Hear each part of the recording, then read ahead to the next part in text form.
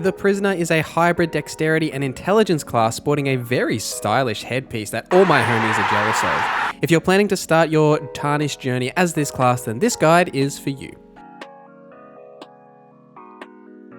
Let me know in the comments down below how you would build out a prisoner class, and this class guide series is for quick beginner setups to get you going in Elden Ring as specific classes, which you can then freely develop as you see fit throughout your journey. This is really just a beginner template to get you started in the game.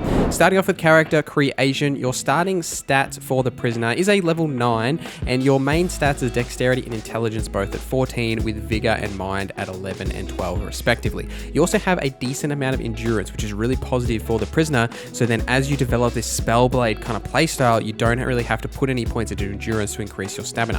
For your keepsake, I really think the only option here is Golden Seed, because you get an extra flask by picking the Golden Seed. It's just valuable for really any build.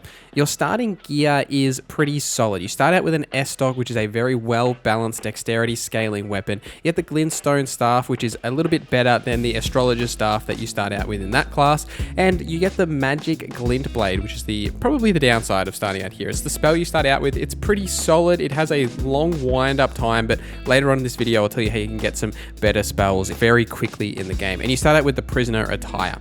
For your flasks here, you want to have an even split between health and FP, because we're primarily going to be using a whole lot of magic, so you want to make sure you can actually restore your FP, but also in case you do take damage, it's good to have some health as well.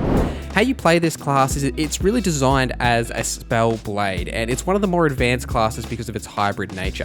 Primarily, you want to play at range and hit enemies with chip damage with your spells, and then finish up with the S-Stock in melee. The S-Stock is a solid dex scaling weapon with a very fast attack animation, so you can often squeeze a quick light attack in between enemies' attack animations while they're still winding up. You want to make sure you're dodging and not blocking attacks for the most part. We will have a staff in our offhand pretty much all the time rather than a shield, so you can't block most of the time, though sometimes if you do happen to run out of FP, it's worth switching to your shield in your offhand so that you can protect yourself a little bit better and maybe block and do some guard counters to deal some damage back at enemies quickly. When you're riding Torrent to your mount, you do want to put your staff in your main hand so that you can still cast spells. It's much more efficient to cast spells when you're riding your mount than using the S-Stock, as the S-Stock is a piercing weapon, so you basically point at things with it, you don't slash, which means that the hitbox can sometimes be hard to actually hit enemies with. It's much easier just to use spells and target them directly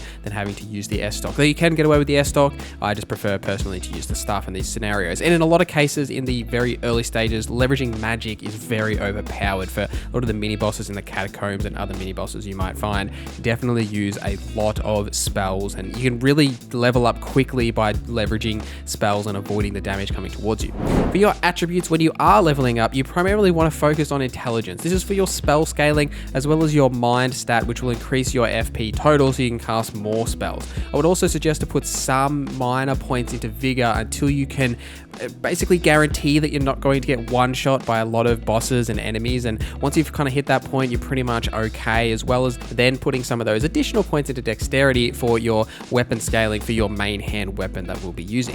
For gear to get early on, the main thing you want to do is go to the Waypoint Ruins and go to Sorceress Celine and buy some of the spells that she has, especially the Glintstone Pebble. This will become your primary spell. It has such a low cost but does so much damage. This is such a valuable spell to have just almost as soon as you get into the game. If you book it to the Waypoint Ruins and pick this up, you will definitely succeed more.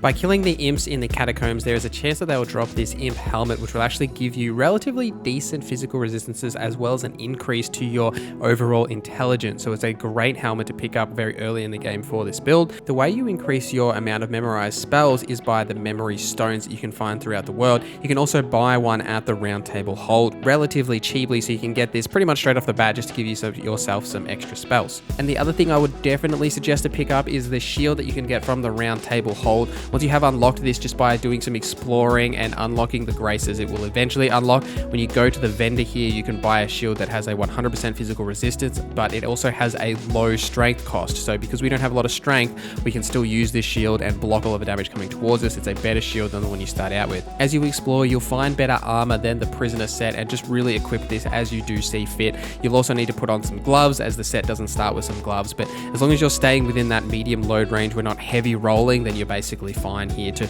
really put on anything that you see fit. Check out my Elden Ring starter guide, which goes through everything you need to know as a new player for Elden Ring. Thank you for watching this video till the end. Thank you to our members for supporting the channel. My name is Norza, and I hope you have a great day.